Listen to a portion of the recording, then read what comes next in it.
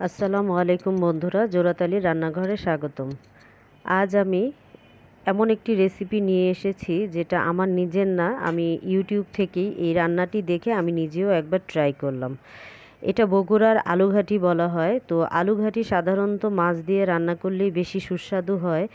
তো আমার কেন জানি মনে হলো যে আমি মাছ দিয়ে না করে ডিম দিয়ে আলুঘাটিটা করে একবার দেখি, যদি ভালো লাগে তাহলে রান্নাটি আপনাদের মাঝে শেয়ার করব। তো আমি রান্নাটি কমপ্লিট করে খাবারটা খাওয়ার পরে আমি কিন্তু ভয়েস ওভার করতেছি। মাশাল্লাহ, আমাদের কাছে খুব ভালো লেগেছে, আলহামদুলিল্লাহ। এখানে আমি 2টা ডিম ভেজে 4 টুকরা করে নিলাম। ডিমগুলি ভাজা হয়ে গেছে, এটা আমি এখন তুলে নিলাম।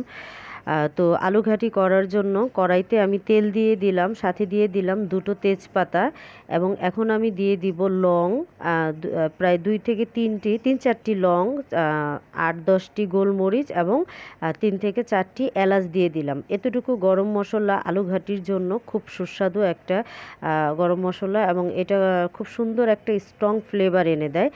তো এভাবে একবার আপনারা অবশ্যই রান্না করে খেয়ে দেখবেন, আশা করি ভালো লাগবে। আমার কাছে যেহেতু ভালো লেগেছে, আপনাদেরও ভালো লাগবে, এটা আমার বিশ্বাস। এখানে আমি 2টো পেঁয়াজ বাটা দিয়ে দিলাম, এবং সাথে দিয়ে দিলাম আধা চামচ আদা বাটা এবং আধা চামচ রসুন বাটা। আদা রসুন বাটাটাও আমি পেঁয়াজের সাথে একটু ভালো করে ভেজে নিচ্ছি।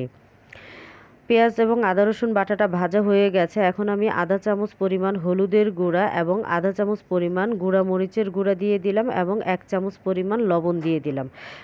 এই মশলাটুকুও আমি পেঁয়াজ আদার সাথে ভালো করে একটু নেড়ে চেড়ে মশলাটা যাতে পুড়ে না যায় ভালোভাবে কষিয়ে নেওয়ার জন্য এখানে অল্প কিছু পরিমাণ পানি দিয়ে দিলাম, এবং মশলাটা এখন আমি ভালো করে কষিয়ে নেব। আর আলুগুলো আমি আগে থেকেই সেদ্ধ করে ম্যাশ করে রেখেছি। এখন আমি ম্যাশ করা আলুগুলো মশলার মধ্যে দিয়ে এটাও আমি কিছুটা সময় নিয়ে কষিয়ে নেব। প্রায় 10 মিনিট সময় নিয়ে আমি কষিয়ে নেব, কারণ যে কোনো খাবারই ভালো করে কষিয়ে রান্না করলে খাবারটা খেতে খুব সুস্বাদু হয়। বন্ধুরা, যারা আমার চ্যানেলে এসে ভিডিও দেখছেন, প্লিজ অনুরোধ করব আমার চ্যানেলটি সাবস্ক্রাইব করে আমার সাথে থাকবেন। পাশে থাকা বেল বাটনটি ক্লিক করে দিবেন, যাতে নতুন নতুন ভিডিওর নোটিফিকেশনগুলো আপনাদের কাছে পৌঁছে যায়। এবং ভিডিওটি দেখতে দেখতে যদি আপনাদের ভালো লাগে, একটি লাইক দিয়ে সম্পূর্ণ ভিডিওটি দেখবেন, এবং ভিডিওটি আপনারা ফ্রেন্ডস অ্যান্ড ফ্যামিলির মাঝে শেয়ার করবেন। আর আমার যদি ভুল ত্রুটি হয়ে থাকে ক্ষমা সুন্দর দৃষ্টিতে দেখবেন।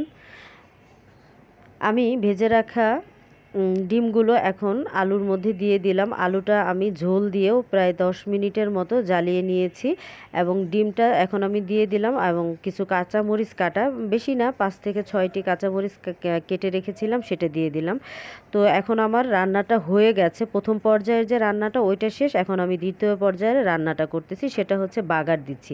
এটার একটা স্পেশাল বাগার আছে, যেই বাগারটা দিলে খাবারের স্বাদ আরও দ্বিগুণ করে দেয়।